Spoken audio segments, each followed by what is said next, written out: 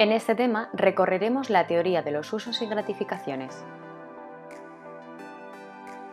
¿Por qué las personas se exponen a los medios de comunicación? ¿Qué hace el individuo con los medios? Este es el punto de partida para esta perspectiva de investigación. La teoría de los usos y gratificaciones parte de los trabajos de Katz, Blambler y Gurevich y surge como reacción a las teorías de la incitación que se centraban en analizar efectos de la propaganda y de los medios de comunicación de una audiencia considerada pasiva.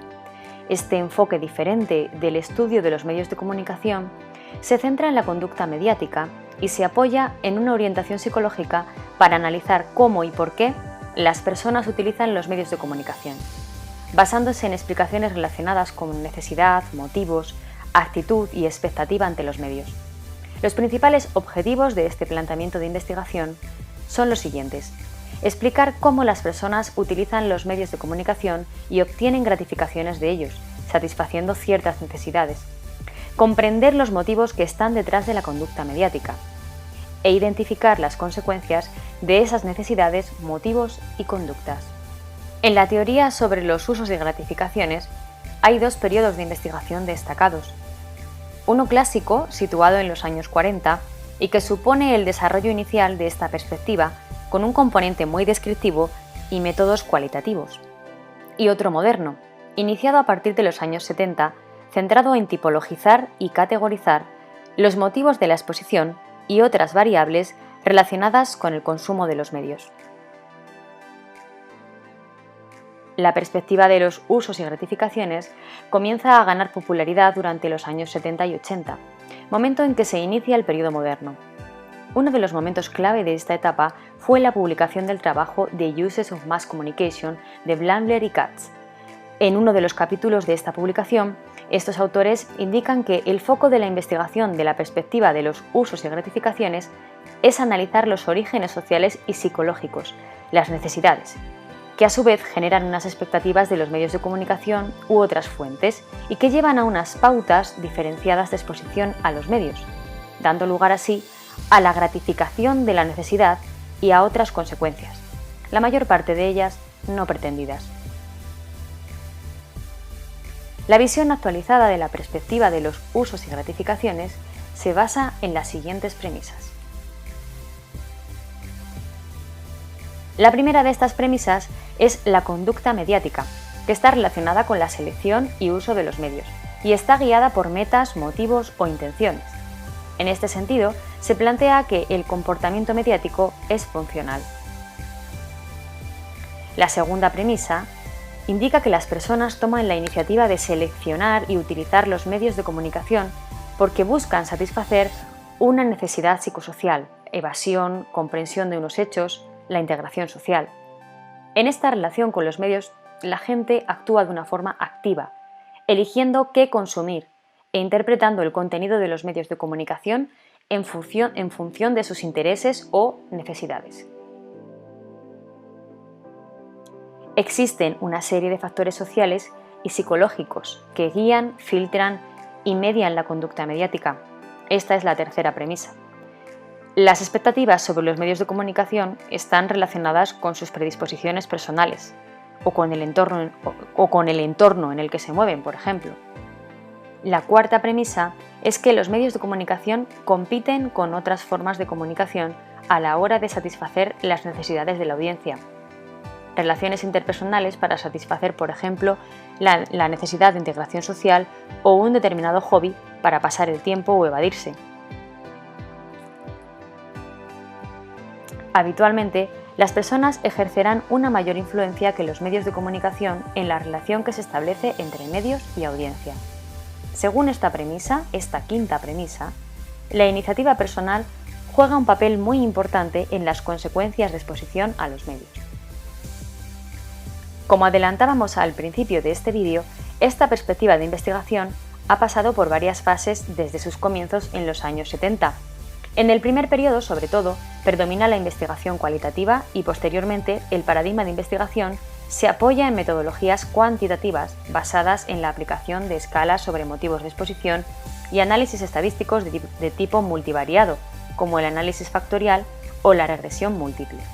Por ejemplo, el análisis factorial se usa para identificar factores o la estructura oculta o latente de los motivos que explican la exposición a los contenidos mediáticos. Esto ha supuesto que se desarrollen instrumentos de medida para capturar la esencia de las motivaciones del consumo mediático. Desde la perspectiva de los usos y gratificaciones, se pretende buscar las razones del consumo, preguntando al sujeto y utilizando instrumentos de medida que permitan el análisis estadístico. Uno de los presupuestos principales de esta teoría es asumir que los individuos pueden articular sus propios motivos para exponerse a los medios y que es posible recoger datos precisos sobre los mismos mediante autoinformes.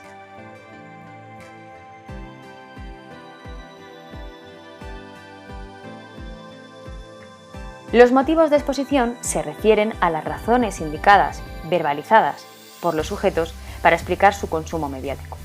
Para estudiar estos motivos, se han desarrollado instrumentos de medida para capturar la esencia de las motivaciones del consumo mediático y la elaboración de tipologías.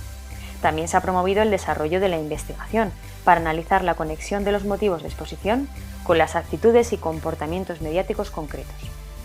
Gärtner analizó estos motivos que existían en la utilización de la televisión en niños y jóvenes británicos entre 9 y 15 años y obtuvo 7 dimensiones o motivaciones: aprendizaje, hábito, compañía, activación o búsqueda de estímulos y emociones, relajación, escape, entendido como olvidar los problemas cotidianos, y pasar el tiempo.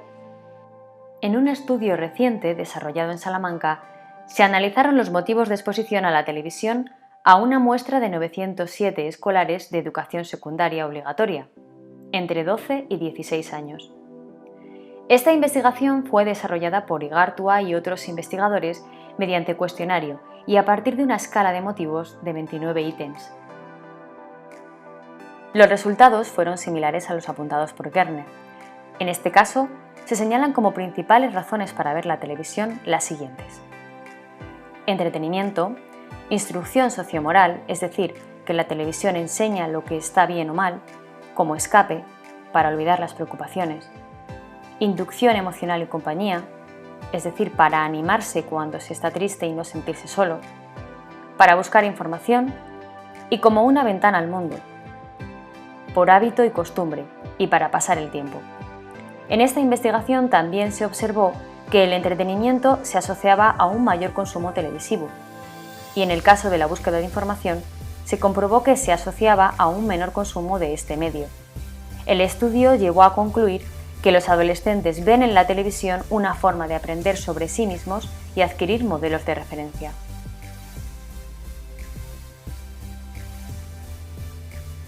A partir de la relación entre motivos de exposición y consumo de contenidos mediáticos, se puede identificar lo que autores como Rubin denominaron orientaciones o usos de los medios. Veamos con más detalle esta aportación realizada por Rubin. En 1984, Rubin examinó cuáles eran los principales motivos por los que la gente se exponía a la televisión a través de una encuesta a una muestra de 300 personas entre 17 y 83 años. Este análisis le llevó a manifestar que había dos motivaciones fundamentales asociadas a la visión de ciertos programas. La primera motivación es la que se denominó uso ritualista, es decir, consumir televisión como una manera de pasar el tiempo, como entretenimiento o distracción, para tener compañía, como costumbre o para olvidar los problemas. La segunda de las motivaciones destacadas era la del uso instrumental. Consumir televisión para aprender, obtener información sobre ciertos hechos, tener temas de conversación para hablar con otros. Junto con las motivaciones, el concepto de implicación se ha ido convirtiendo en un concepto destacado en las investigaciones sobre comunicación y persuasión de masas, como recuerda Peirce. Pero, ¿a qué hace referencia este concepto? ¿Qué relación tiene con este planteamiento de investigación? Es una variable que se ha utilizado a menudo para explicar los efectos de las comunicaciones persuasivas. Es un estado motivacional, que refleja la importancia que se considera que tiene el contenido de un mensaje persuasivo. Y por tanto, influye en la forma en que se procesa una comunicación persuasiva. De esta forma, Cuando las personas se ven expuestas a mensajes relacionados con temas que son importantes para ellas, se muestran motivadas a prestar atención a ese contenido.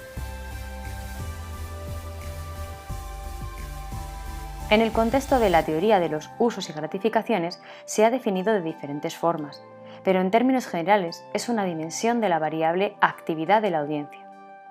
¿Qué quiere decir esto?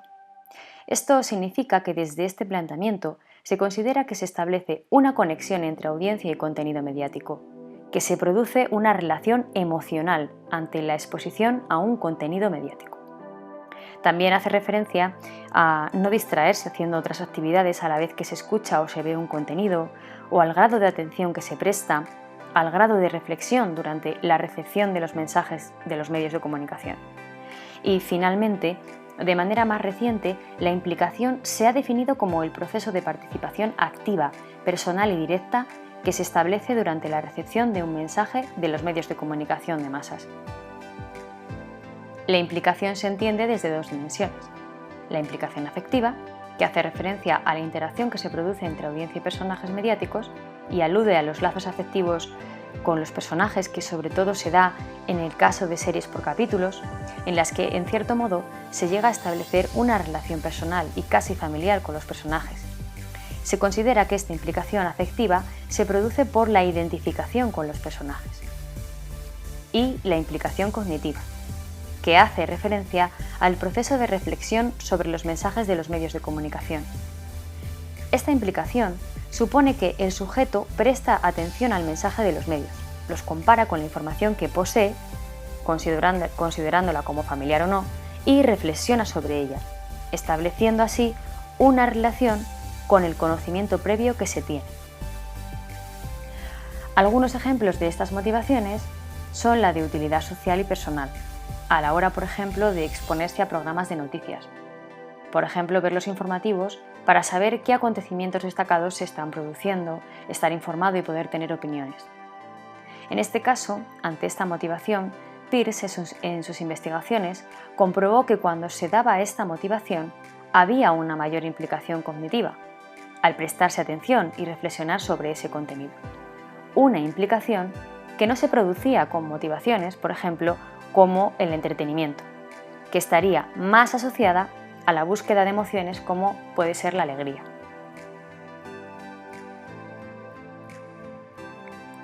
Aunque la perspectiva de usos y gratificaciones nació como reacción a las teorías de la incitación, la incorporación de este modelo proporciona una visión enriquecida del campo de estudios sobre los efectos de la comunicación de masas. Ha surgido una nueva área de investigación que se ha etiquetado como perspectiva de usos y efectos y que pretende identificar el papel de las variables antecedentes al consumo, actitudes y motivaciones hacia los medios, y a la actividad y la implicación de las audiencias a la hora de explicar los efectos mediáticos. La ecuación que se plantea desde la perspectiva de usos y gratificaciones es que los efectos y la recepción mediática dependen de la interacción entre las características de los contenidos y las audiencias. Algunos autores se han preguntado qué papel tiene la implicación a la hora de comprender el efecto cultivo y en qué medida la implicación juega o no un papel como variable mediadora del efecto cultivo. Y se ha planteado tres alternativas o posibles hipótesis. Que haya una relación positiva entre implicación y cultivo, cuando los sujetos reflexionan detenidamente sobre los mensajes televisivos y los aceptan. Que haya una relación positiva entre implicación y cultivo, cuando los sujetos reflexionan detenidamente sobre los mensajes televisivos y los aceptan. La segunda opción sería una relación negativa entre implicación y cultivo. En este caso se considera que el efecto cultivo se produce porque en general la audiencia no presta atención ni reflexiona sobre los contenidos y por eso acaba siendo influida. Y por último, se establece que no existe ninguna relación entre implicación y cultivo.